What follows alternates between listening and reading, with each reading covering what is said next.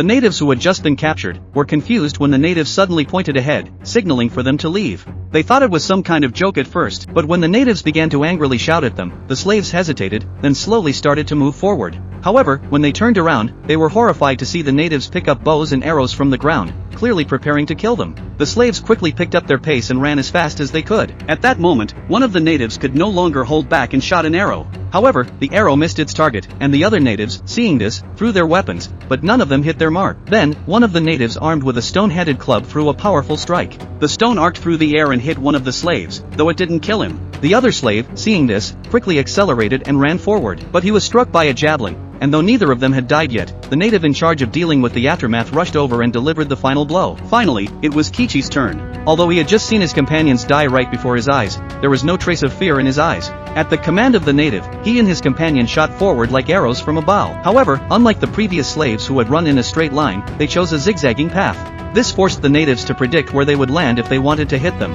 As expected, the natives tried everything they could, but still couldn't hit their targets. Despite their efforts, the natives never stopped attacking, and javelins and stones came at Kichi and his companion like rain, but none of them landed a hit. One of the natives, realizing this wasn't working, decided to focus on aiming carefully and searching for a weak spot. To his surprise, he succeeded, and Kichi's companion was shot dead by his arrow. Meanwhile, the native leader saw that this tactic was working and began to laugh.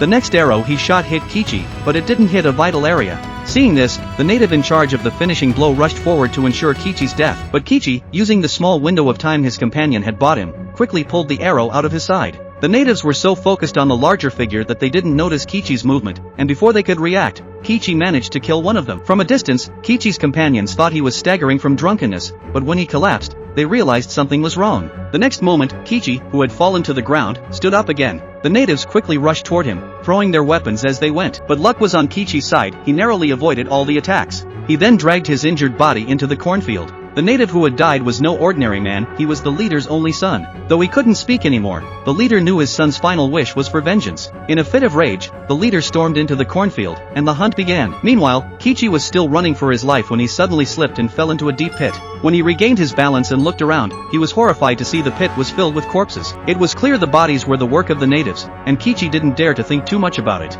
He quickly turned and fled, knowing full well that, injured as he was, he wouldn't be able to outrun them. His best chance was to hide and wait until they had passed, then quietly slip away. A large tree ahead seemed like the perfect hiding spot. Without hesitation, he climbed up it. His wounds, aggravated by the strenuous running, had reopened, but he couldn't stop to tend to them. His only focus was on staying quiet as the natives neared. To his relief, the natives didn't spot him, and they passed right by the tree. Kichi had successfully escaped, at least for now.